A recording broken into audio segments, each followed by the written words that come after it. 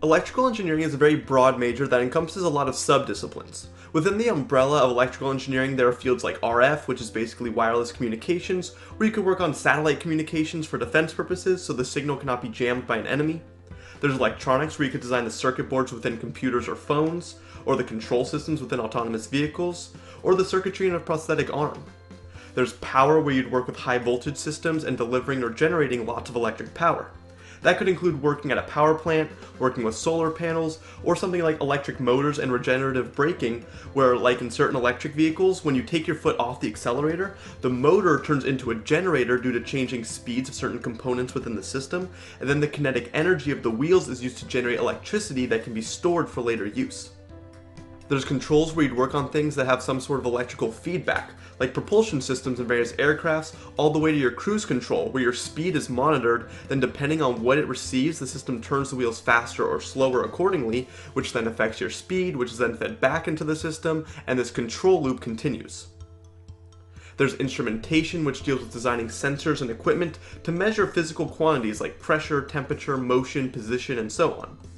You could design motion detection sensors for a security system, GPS for aircrafts, or all the sensors in your car that have to analyze fluid levels, temperatures, battery voltage, anti-skid braking system, or more advanced systems for driverless cars.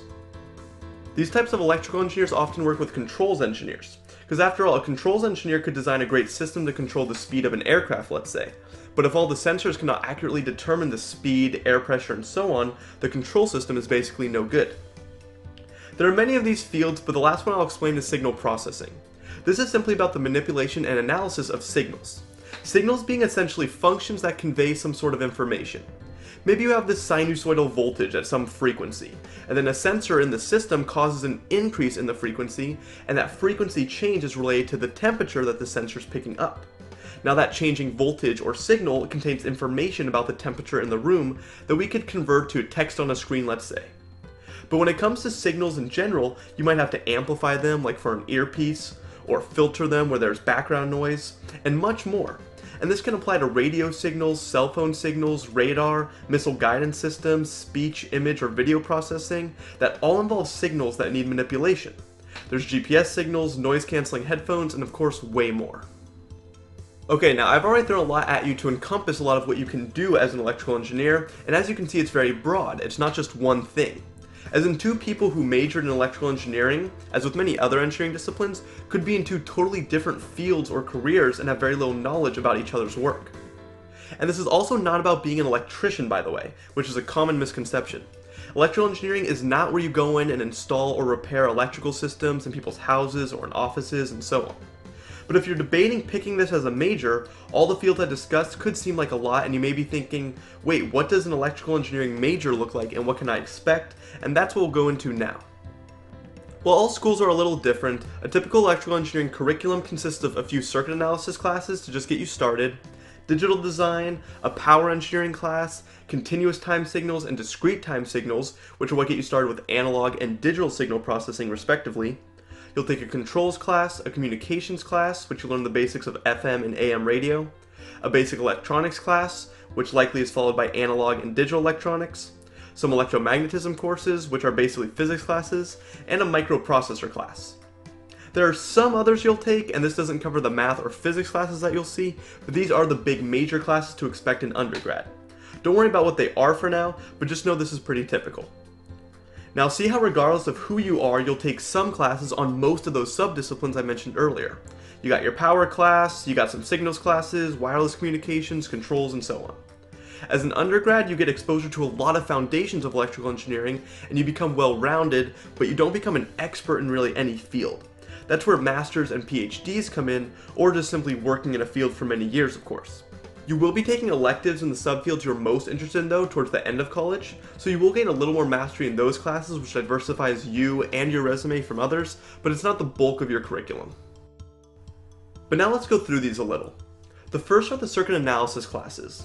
Now if you've taken physics classes in high school, maybe you've seen the basics of resistors, capacitors, and inductors.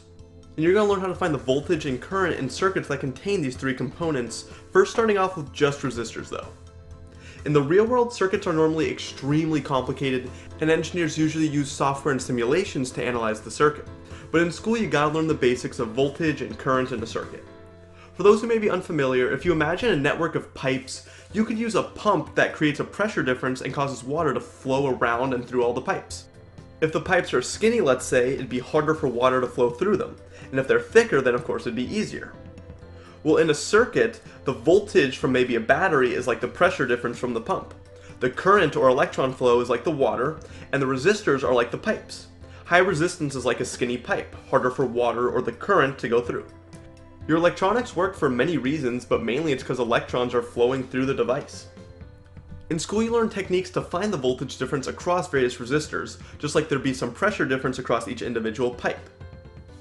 Circuits classes are a lot of systems of equations, just like you learned in school before, but more variables usually, and instead of x and y, it's usually v and I for voltage and current. And to begin, all the circuits have a constant voltage as an input, like a 9-volt battery that is not changing. Then in a second level circuit analysis class, you get into capacitors and inductors. You'll use those same circuit analysis techniques, and the voltage source will still be constant like a battery, but current and voltage in the circuit across those components change in an exponential way, like charging up a capacitor to a max voltage. In order to find that max value, or the time it takes to charge up to, let's say, half the max value, you'll use circuit techniques to find the resistance in the circuit and so on. Then you'd quickly move on to AC circuits, or alternating current, where the input voltage is no longer constant, but sinusoidal and changing over time. For these circuits, there is some more complexity added, where a capacitor or inductor in a circuit with a resistor causes the voltage to change its amplitude, but also shifts it. The capacitor or inductor can change the phase of the voltage within the circuit. The math behind this actually involves imaginary numbers. That square root of -1 you learned in high school actually has a ton of applications, and this is one.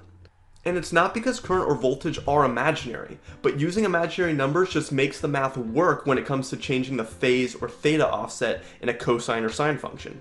Don't worry about all that now, but it is something you will learn. There's of course plenty more in the basic circuits classes, but let's move on to the signals classes. These are essentially math classes and will be one of the most math intensive electrical engineering classes you'll take. Before this, you've dealt with constant voltages and then sinusoidal voltages, but what about, well, everything else? You could have a triangle wave, a square wave, or some really complicated and messy voltage, which is what real-world signals can be like. So what happens if you put those into a circuit? Well, in this first signals class, you'll learn something called the Fourier series and Fourier transform, something very important in physics, engineering, and applied math. This says that any function can be made up of a bunch of cosine and or sine functions added up, often an infinite amount. Here we can see just a plain square wave. But if you have a sine wave and add it to another, and then another, and you keep going, picking sine waves with the right amplitude and frequency, it will approach that square wave.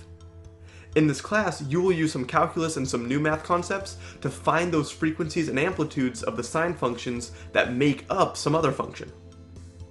So now if we put a square wave into the circuit and want to know what the voltage and current will look like, we can mathematically model it like putting in a bunch of sinusoidal waves of different amplitudes and frequencies, which you will already have under your belt. You will learn lots of mathematical techniques to simplify this for you. Now, two specific types of signals you see here that kind of look sinusoidal but not really are AM and FM radio signals, which brings us to your wireless communications course. This class is not about physics, but just more of the math behind specifically AM and FM signals. If you look at a simple AM signal, you'll notice the amplitude oscillates up and down, and if you look at an FM signal, the frequency oscillates throughout the wave. By making the signals look like this, it causes the frequencies to move up to some specific unique center frequency, like 94.1 MHz that the radio station transmits at. This is what the station 94.1 FM is, just that station transmitting at that specific frequency. Yes, it's more complicated, but that's the general idea. Without that manipulation, you could not wirelessly send those signals for people to listen to in their cars. You'll learn why this has to be done and all the math behind that in this class. Then when you take your electromagnetism courses, it will be pretty much all physics and involve a good amount of calculus. You'll see how when you have a changing current, it creates a magnetic field around it, which then in turn creates an electric field around that, and this continues and this propagates as an electromagnetic wave, because its electric and magnetic fields are coupled together. You'll learn a lot about what those waves do when they interact with objects. Like what if they hit some metal barrier, or they encounter water? How far could they penetrate if there was a receiver at some depth? You'll also learn about transmission lines, which aren't probably what you think of. The ones you learn in this class are cables that handle very high frequency signals that oscillate back and forth very quickly. You cannot just put a very high frequency signal into a normal circuit. Issues come up simply due to the laws of physics, and you'll learn about all that as well. Many of your other classes tell you about how to analyze signals and manipulate them for various purposes, but this class really teaches you about the physics of the waves so you can understand things like how a wireless signal will be affected as it travels through Earth's atmosphere when we have to communicate with a satellite, for example. Then moving on, in your electronics classes you'll finally learn about the transistor. There are billions of these in your laptop and millions in your phone to make them work.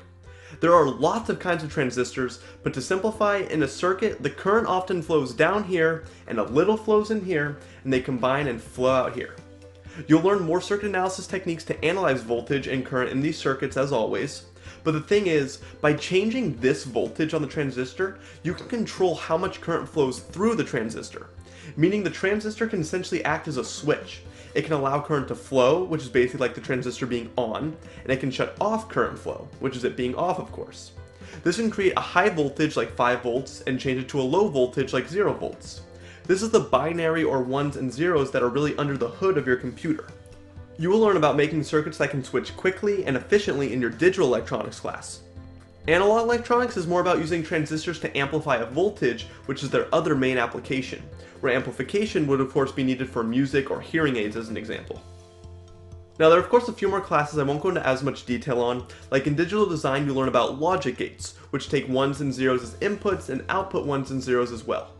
The different gates output different things based on the inputs. Zooming into these is what digital electronics is, where you see the circuits that convert the high voltages to low voltages or vice versa. But in this class, it's zoomed out looking at the ones and zeros and making circuits with these logic gates. In the power class, you'll analyze electric motors and generators and do circuit analysis with those. You'll do labs where you work with much higher voltages than normal, like over 100 volts. You'll see how much power is dissipated in resistor networks and so on. And the controls class has to do mainly with systems that involve some sort of feedback. You'll look at things like stability, because if you're constantly feeding information back into your system and something goes wrong, it could continuously be maybe amplifying some output, which will lead to issues. You'll also see a lot of these graphs where you have some target output signal, and in some cases there will be overshoot, and then the signal will settle back to that target after a certain amount of time, versus just slowly charging up. You'll mathematically find that overshoot, how to minimize it or avoid it, and more. Hopefully that gives you a good overview of the major, but due to time I'm going to stop there. However, this was my major, so if you want information on specific labs you'll do from freshman to senior year of college, more specifics on the concentrations, their applications, and previous senior projects, what math classes you'll take, how my first job or internship was, and so on, they're all on this channel and I'll link some below. So if you're looking for even more depth, give those a look. Otherwise, hopefully this was a good foundation. Some schools, especially outside the US it seems like, offer majors in electronics engineering or telecommunications engineering, or some combination, but that would be for another video. This was just on electrical engineering, which encompasses lots of subdisciplines that you saw. Every school will be different of course, but you can expect most of what you saw here. And lastly, as you can see, electrical engineering can get you jobs in the aerospace field, biomedical field, at tech companies, defense companies, in the energy sector, in robotics, and so much more. But so can plenty of other engineering disciplines that are also broad. So if you're considering this major, make sure this is the type of engineering you want to do specifically when it comes to whatever field or sector you may want to go into. Otherwise, I'll end there, and if you liked the video, don't forget to comment, like, and subscribe, and I'll see you all next time.